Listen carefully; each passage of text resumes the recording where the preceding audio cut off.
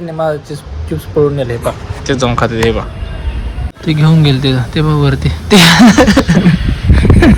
मिरची लागली मिरचीवाला कलरचा सामान आ रहा है गाइस 3-4 बाल्टी आहे हा ग्रंथ किती छोटा आहे पण गाइस सगळे 28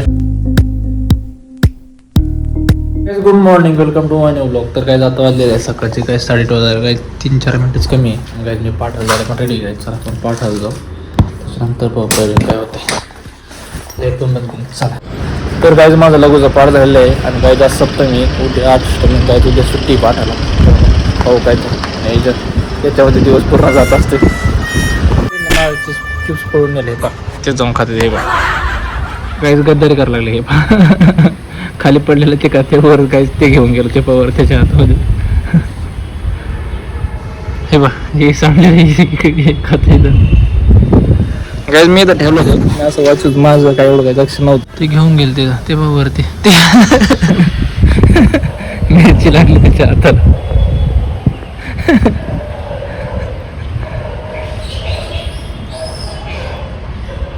काय ना काय तिखट लागत ते पळालं घेऊन लय डेंजर आहे काय आता ते आतमध्ये पावर आलं कुठं काय दुसरी काय काय घेऊन गेले बा लय डेंजर गाइस आता 5 वाजलेले आहे गाइस धुकं समोर आलेलं आहे गाइस मी खाली जाऊन थोडासा फ्रेश होऊन येतो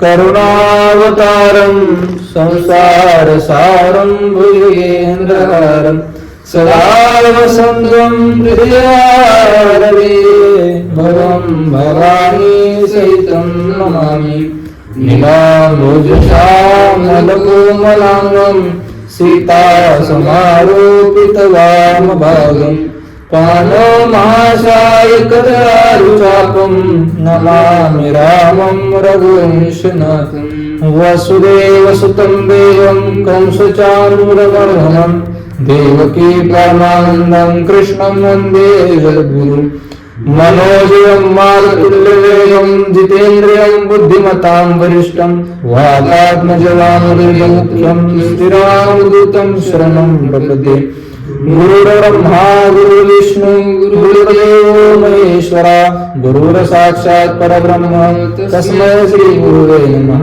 तस्मै श्री गुरुवे नमः एषो पञ्चमोङ्कारो सर्वपापप्रणाशनो मङ्गलानां च सर्वेषां पठनं हुये मङ्गलम् एषो पञ्चमोङ्कारो सर्वपापप्रणाशनो मङ्गलानां च सर्वे नीचे वाला कलर का सामान आ रहा है ये 3-4 बाल्टी आगे अभी गाड़ी में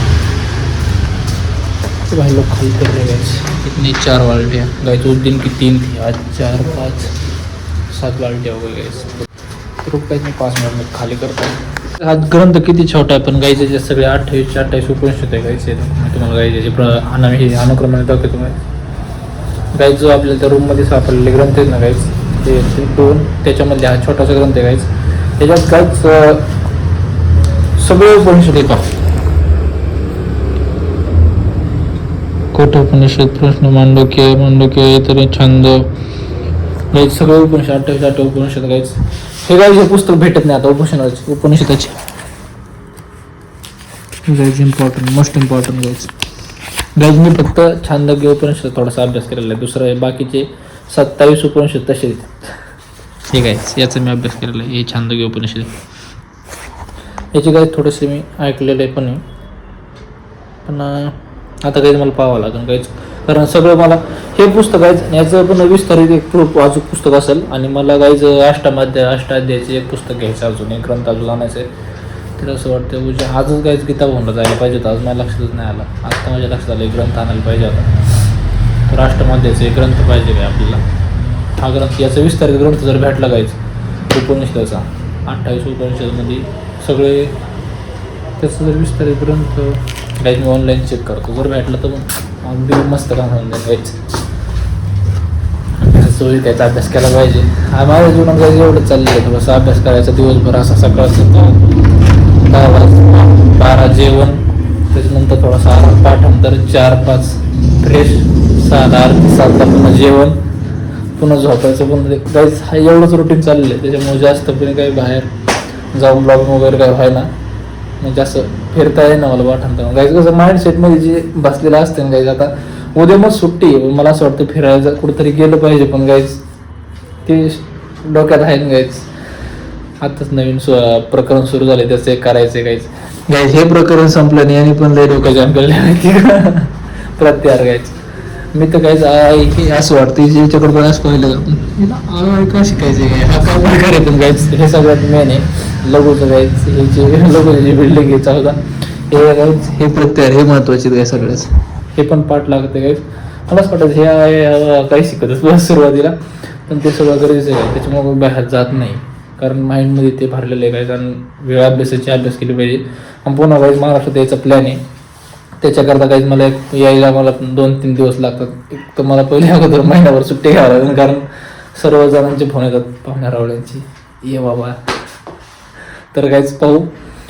अगोदर काहीच मला जाण्याकरता 2 दिवस, येण्याकरता 2 दिवस, काही 4 दिवस जातात. 15 दिवस सुट्टी काढली तर 11 दिवस शिल्लक राहतात. एक दिवस आरामात आरामशीर जातो. झाले राहिले दिवस किती 10 दिवस. मला असं वाटतं मी स्वामी त्याशी बोललो 1 मंथ सुट्टीची आहे म्हणजे. तर गाईज जानेवारीमध्ये आता गाईज आज 27 तारीख आहे, 28, 29, 30, 31 4 दिवसात 2025 संपन्न 26 चालू होईल. आणि जानेवारीमध्ये गाईज 15 पुन्हा पाठाला सुट्टी राहील, कारण उपनिषद चालतात ना कैलासमध्ये, त्याच्यामुळे पाठाला पण सुट्टी असेल. तर पाहू गाईज काहीतरी प्लॅन करू 15 दिवस. पण गाईज थंडीमुळे पण बाहेर जावं वाटत नाही, कारण आजारी जर पडलो ना तर अवघड होऊन जाईल. तर चला गाईज ग्रंथाचं थोडंसं मी ऑनलाईन चेक करतो आहे का नाही. पुन्हा एकदा खालच्या बिल्डिंग कलरचं मटेरियल आलं, पण काही मी अजून कामच बघायला नाही करू काय चाललंय काय नाही. फक्त मटेरियल आणून ठेवून त्यांना देतो चाललं. ह्याची काय अशी परची पुट्टी काही बॅग दिसते मिस्टर जीन्स ही वाला एक अशी काही परची त्याच्यातलं काही सगळं मटेरियल चेक करून घेतो. बॉक्स पॅकिंग आहे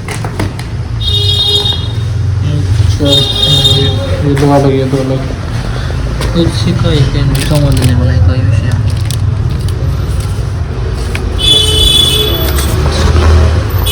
तर चला गाईज उद्या गाईज खालच्या बिल्डिंगचं काम बघायचं. उद्या पाठाला सुट्टी आहे, तर उद्याचं प्रयोजन गाईज नीलकंठला जावं. तर गाईज परदेशी पाठांतराला भरपूर काही आहे, कारण गाईज शेड्यूलिंग चालू झालं त्याच्या अजंता पुल्लिंग, त्याच्यामुळं शब्द बनवण्याकरता भरपूर प्रक्रिया आहे.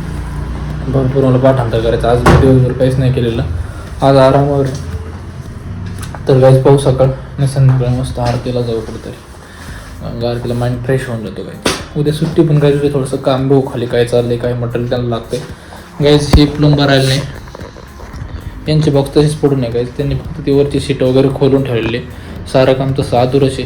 आता हे कलर आल्याचं मटेरियल आलेलं हे पाहू गाईज. अर्धी रूम यानेच भरली आहे बघ, बाहेर पाईप वगैरे तसेच पडून आहेत, त्यांचं तर काही यूजच नाही. तर गाईज चला आजचा ब्लॉग एंड करू. आजचा ब्लॉग आवडला असेल तर लाईक करा, चॅनल करून सबस्क्राईब करा. भेटूया नवीन ब्लॉगमध्ये. थँक्यू.